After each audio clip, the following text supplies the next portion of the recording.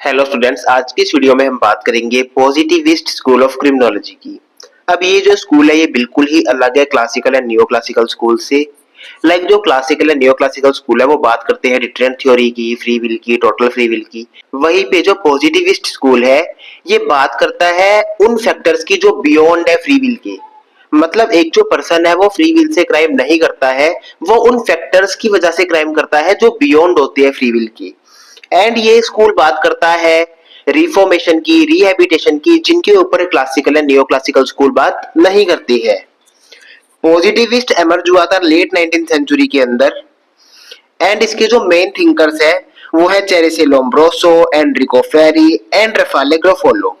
The positivist school of criminology holds that criminal behavior is the result of biological, psychological and social factors, not the outcome of free will।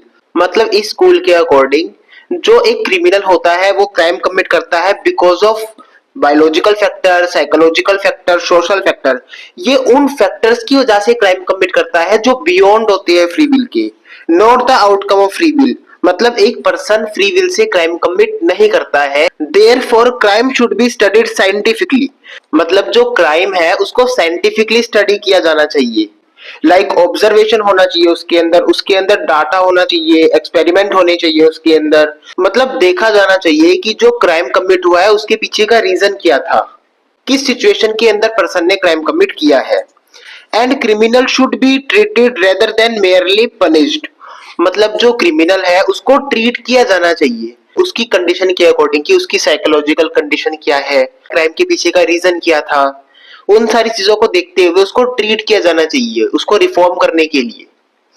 सिर्फ और सिर्फ punishment के ऊपर ध्यान नहीं देना चाहिए। अब बात करते हैं कॉजेज की। The positivist school of criminology is caused by factor beyond individual free will. मतलब ये उन फैक्टर्स के ऊपर बेस करता है जो बियॉन्ड होते हैं फ्री विल के। And criminal should be studied scientifically. And जो क्रिमिनल है उनको स्टडी किया जाना चाहिए साइंटिफिकली। अब यहाँ पर टोटल 3 कॉजेज है आपके। फर्स्ट है बायोलॉजिकल कॉज, सेकंड है साइकोलॉजिकल, थर्ड है सोशल।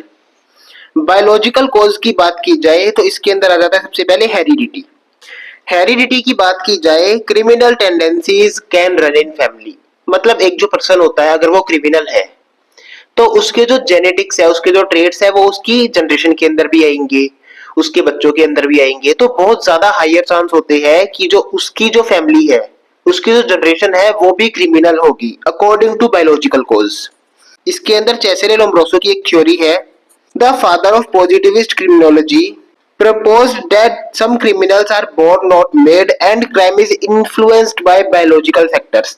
लोम्ब्रोसो के अकॉर्डिंग सम क्रिमिनल्स बाय बॉर्न क्रिमिनल होते हैं, वो बाद में जाके क्रिमिनल बनते नहीं है। उनके जेनेटिक्स ट्रेट्स ही ऐसे होते हैं, उनकी फिजिकल बॉडी ही ऐसी होती है कि वो क्रिमिनल होते हैं बाय बर्थ।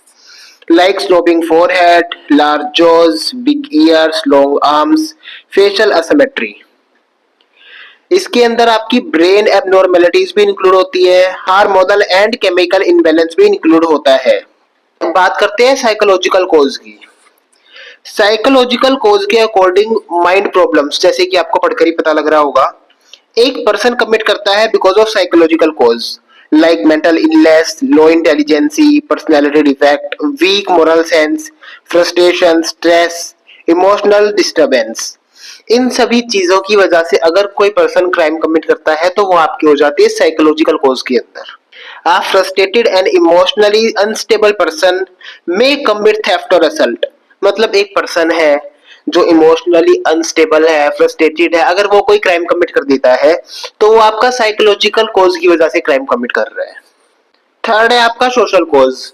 एक पर्सन क्राइम कमिट करता है because of society, because of social problems like poverty, unemployment, bad upbringing, broken families, lack of education, bad company, substance abuse, urbanization, overcrowding, moral decay and weak law enforcement। इन चीजों की वजह से अगर कोई person crime commit करता है तो वो आ जाते हैं आपके सोशल कॉज के अंदर, सोशल प्रॉब्लम की वजह से वो क्राइम कमिट कर रहा है। एग्जांपल देखा जाए, children growing up in slum with no education may turn into crime. एक पर्सन है, एक बच्चा है जो बड़ा हुआ है स्लम एरिया के अंदर विदाउट एजुकेशन, तो हो सकता है इन फ्यूचर वो क्राइम की तरफ इन्फ्लुएंस हो। कोर प्रिंसिपल्स की बात की जाए पॉजिटिविस्ट स्कूल ऑफ क्रिमिनोलॉजी की, school believe that crime is determined by factors beyond individual control. मतलब ये उन फैक्टर्स के ऊपर बेस होता है जो इंडिविजुअल कंट्रोल के अंदर नहीं होती है। मस्ट बी स्टडीड साइंटिफिकली, इसको साइंटिफिकली स्टडी किया जाना चाहिए। साइंटिफिकली स्टडी को एक बार क्लियर कर लेती है कि क्या है ये साइंटिफिकली स्टडी। साइंटिफिकली स्टडी के अंदर आ जाती है ऑब्जर्वेशन, मतलब क्रिमिनल को ऑब्जर्व किया जाना चाहिए, उसके बिहेवियर को ऑब्जर्व किया जाना चाहिए, डाटा को चेक किया जाना चाहिए, मतलब एक जगह जहां पर क्राइम रेट कितना है उसका रिकॉर्ड देखा जाना चाहिए, पैटर्न देखा जाना चाहिए क्राइम का। एक्सपेरिमेंट्स होने चाहिए like medical, psychological, social studies होनी चाहिए इसके ऊपर। एंड देखा जाना चाहिए कि क्राइम के पीछे का रीजन क्या है एंड क्रिमिनल को कैसे ट्रीट करना चाहिए। तो ये है आपकी साइंटिफिकली स्टडी। फर्स्ट है आपका determination, rejection of free will. Criminal behaviour is caused by factors beyond free will, मतलब ये उन फैक्टर के ऊपर बेस करता है जो फ्री विल के बियॉन्ड है। मतलब एक जो पर्सन है वो अपनी फ्री विल के साथ क्राइम कमिट नहीं करता है, ये उन फैक्टर्स की वजह से क्राइम कमिट करता है जो बियॉन्ड होते हैं फ्री विल के, like biological factor, psychological factor and social factor, जिनके ऊपर हम पहले बात कर चुकी है। सेकेंड है आपका scientific study of crime.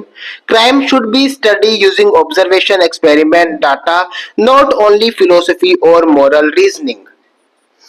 Third है आपका focus on the criminal not just the crime, मतलब क्रिमिनल के ऊपर फोकस होना चाहिए, सिर्फ और सिर्फ क्राइम के ऊपर फोकस नहीं होना चाहिए कि ऑफेंडर जो है उसकी पर्सनैलिटी क्या है, उसकी मेंटल स्टेट क्या है, क्राइम के टाइम पे उसकी मेंटल स्टेट क्या थी, उसका बैकग्राउंड कैसा है, किस वजह से उसने क्राइम कमिट किया है। सिर्फ और सिर्फ क्राइम के ऊपर फोकस नहीं होना चाहिए, क्रिमिनल के ऊपर भी फोकस होना चाहिए। फोर्थ है आपका individualise treatment and punishment. Her person के लिए एक अलग ट्रीटमेंट होता है। Punishment should fit the criminal not just the offence. जैसा कि मैंने आपको बताया था, हर सेम क्राइम के पीछे एक अलग पर्सन होता है, एक अलग मेंटल कंडीशन होती है, एक अलग रीजन होता है उस क्राइम के पीछे। तो उन्हीं सारी चीजों को देखते हुए एक पर्सन को ट्रीट किया जाना चाहिए। सेम क्राइम में need different treatment depend on the person, मतलब जो सेम क्राइम है उसके पीछे एक अलग पर्सन होता है, तो उन्हीं सारी चीजों को देखते हुए उसको अलग तरीके से ट्रीट किया जाना चाहिए। नेक्स्ट है reformative and rehabilitative approach. Aim to rehabilitate, educate, reform offenders instead of only punishing them. जैसा कि मैंने आपको बताया था, पॉजिटिविस्ट स्कूल का जो मेन मोटिव है वो है रिफॉर्म करना, रिहैबिलिटेट करना ऑफेंडर्स को, ना कि उनको पनिश करना। उनको एजुकेशन प्रोवाइड करवाना, मॉरल ट्रेनिंग देना, साइकोलॉजिकल काउंसलिंग प्रोवाइड करवाना, उनको डिसिप्लिन में रहना सिखाना, उनको गाइड करना, ये इसका मेन मोटिव है, ना कि पनिशमेंट देना। Preventation of crime. According to this school, crime को रोका जा सकता है उसकी रूट कॉजेस को खत्म करके, लाइक पॉवर्टी के ऊपर बात करके, बैड अपब्रिंगिंग के ऊपर बात करके एंड मेंटल इश्यूज को सॉल्व करके ही क्राइम को रोका जा सकता है। सिर्फ और सिर्फ पनिशमेंट देने से कुछ नहीं होने वाला है। सोशल डिफेंसेस की बात की जाए, protect society by treating dangerous criminals not only punishing them. सिर्फ और सिर्फ पनिशमेंट नहीं दी जानी चाहिए डेंजरस क्रिमिनल्स को, उनको ट्रीट किया जाना चाहिए, उनकी जो मेंटल प्रॉब्लम्स है उनको सॉल्व किया जाना चाहिए, उनकी जो मेंटेलिटी है क्राइम करने की उसको चेंज किया जाना चाहिए। तभी सोसाइटी को प्रोटेक्ट किया जा सकता है, तभी क्राइम को होने से रोका जा सकता है।